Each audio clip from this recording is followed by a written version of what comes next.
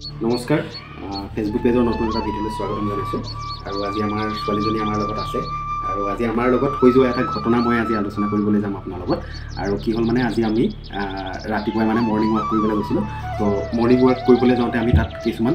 ৰাস্তাৰ কাষত বহুতখিনি মানে চিচাৰ বটল পৰি থকা দেখিলোঁ তো আমাৰ মনত ভাব আহিলে যে আমি সেই চিচাৰ বটলখিনি উঠাই লৈ আমি মানে বিকিম তো পিছত আমি আকৌ ৰুমলৈ আহিলোঁ ৰুমলৈ অহাৰ পিছত বাইকেৰে গ'লোঁ আৰু এটা বেগ লৈ গ'লোঁ তো বেগটো নি আমি কি কৰিলোঁ সেই যিখিনি চিচাৰ বটল আছিলে চিচাৰ বটলখিনি আমি উঠাই ল'লোঁ প্ৰায় 20টামান চিচাৰ বটল আছিলে তো সেই বটলখিনি লৈ আমি বিকিবলৈ গ'লোঁ আৰু আমি ভাবিছিলোঁ যে সেই বটলখিনি বিকি আমি বহুত টকা পাম মানে প্ৰায় 50-100 টকামান পাম সেনেদৰে ভাবিছিলোঁ কিন্তু সেই বটলখিনি আমাৰ বিকিবলৈ যাওঁতে কি হ'ল তাত দোকানীয়ে আমাক ক'লে যিটো এনেকুৱা ভঙা দুটা বস্তু লয় তেনেকুৱা দোকানজনে আমাক ক'লে যে বটলখিনি 14 ৰুপিজ হ'ল তো ছোৱালীজনী আৰু মই আচৰিত হৈ গ'ল আমি যিভাগে ভাবিছিলোঁ বটলখিনিত বহুত টকা পাম বুলি কিন্তু সেইভাগে নাপালোঁ তো আমি কিমান টকা পাইছিলোঁ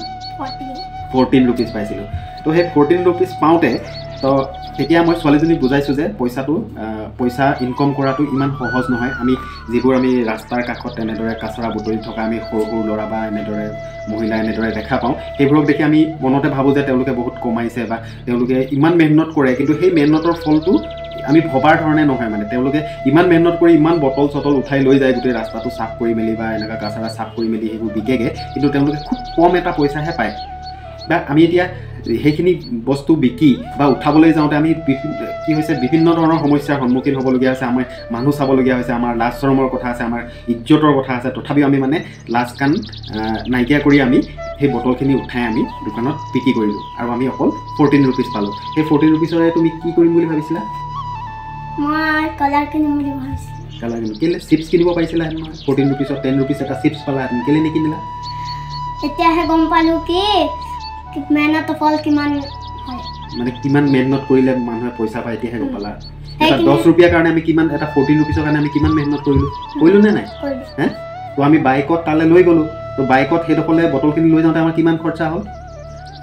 10 ৰুপিয়া পেট্ৰল জ্বলিলে তো আমাৰ দোকানীয়ে কিমান দিলে 14 ৰুপিজ দিলে তো আমাৰ বাচিলে কিমান অনলি 4 ৰুপিজ বাচিলে মানে আমাৰ প্ৰফিটটো 4 ৰুপিজে হ'ল তো সেই 4 ৰুপিজৰে যদি আমি 10 ৰুপিজ বা 14 ৰুপিজে পালোঁ 14 ৰুপিজৰে আমি যদি 10 ৰুপিজ চিপছ খাই নিদিলোঁহেঁতেন বা চিপছ খাই দিলোঁহেঁতেন তেতিয়া কি হ'লহেঁতেন তেতিয়া এদিনতে যদি 5 ৰুপিজে গুচি যায় বা সেইটো 5 মিনিটছে ৰাখে চিপছটো মানে 5 মিনিটছত এডা হৈ যাব বা 10 ৰুপিজৰ এটা চিপছ খালেও কি হ'ব 5 মিনিটছত খতম হ'ব তুমি কি কৰিলা সেই 10 ৰুপিজটো কালাৰ কিনিলা কেলে কালাৰ কিনিলা কালাৰটোৱে আমাক জ্ঞান দিয়ে আমাক পেইণ্টিং কৰিব পাৰিবা মিনিমামটো 10 ডেজ তুমি এতিয়া সেইটোৱে কাম কৰিব পাৰিবা হয়নে নহয় তো চিপছটো খোৱা আমাৰ পইচাটো কি হ'ব ৱেষ্ট হৈ যাব ৱেষ্ট মানে কি পইচাৰ ভেলুটো আমি বুজি পাব লাগে 10 ৰুপিজৰ ভেলুটো এতিয়া কিমান গম পালা নাই তো 10 ৰুপিজ বা 14 ৰুপিজৰ কাৰণে আমি কিমান মেহনত কৰিলোঁ হা সেই মেহনতটোৰ ফলটো আমি চিপছ খাই উৰাই দিব নোৱাৰোঁ মানে তোমাক কোনোবাই 10 ৰুপিয়া এটা দিলে বুলি তুমি চিপছ খাই উৰাই দিয়া আগত চিন্তা কৰিব লাগিব যে তাতকৈ মোৰ কিবা ইম্পৰ্টেণ্ট কাম আছে নেকি চিপছটো নাখালেও হ'লহেঁতেন গতিকে সেই 10 ৰুপিজটো মই মোৰ পঢ়াৰ বস্তু কিনিব পাৰোঁ নি বা জমা কৰি থ'ব পাৰোঁ নি হয়নে নহয় তেতিয়া গম পালা আজিৰ পৰা কি কৰিবা চিপছ খাবা হা পইচা 10 ৰুপিয়া কমাবলৈ আমাৰ কিমান মেহনত হয় এতিয়া গম পালা হা কৈ দিয়া আজিৰ পৰা মই চিপছ নাখাওঁ পইচা সাজি থ'ম ডিপজিট কৰিবা তো গতিকে এই যিটো আমি আজি আমাৰ লগত যিটো ঘটনা ঘটিলে সেই ঘটনাটোৰ পৰা আমি ইয়াকেই মানে বুজি পালোঁ যে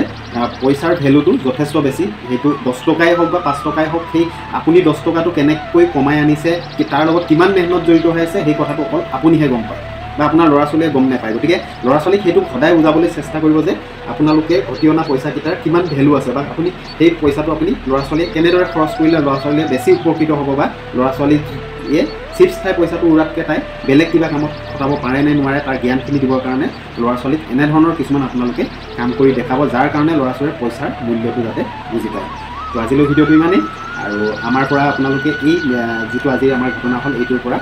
পইচাৰ ভেলুটো আপোনালোকৰ ল'ৰা ছোৱালীকো এনেদৰে বুজাবলৈ চেষ্টা কৰক তো সকলোৱে বুজি পাব তেতিয়া তেওঁলোকৰ ভৱিষ্যতৰ দিনত মানে তেওঁলোকে পইচা খৰচ কৰিবৰ কাৰণে অকণমান চিন্তা কৰিব আমি হাতত পইচাটো দি দিলেই তাইক চিপছ প্লেট খাই দিয়াটো সেইটো ডাঙৰ কথা নহয় বা আপোনাৰ ল'ৰা ছোৱালীয়ে সেইটো খাই দিয়াটো ডাঙৰ কথা নহয় কিন্তু পইচাৰ মূল্যটো ভেলুটো কিমান আছে 10 টকা এটাৰ ভেলুটো কিমান বা সেই ভেলুটো এজন মানুহে কিমান কষ্ট কৰিলেহে 10 টকা এটা পায় সেই কথাটো আপোনালোকৰ ল'ৰা ছোৱালীক উপলব্ধি কৰিবলৈ আপোনালোকে শিকাব তো আজিলৈ আহিছোঁ ধন্যবাদ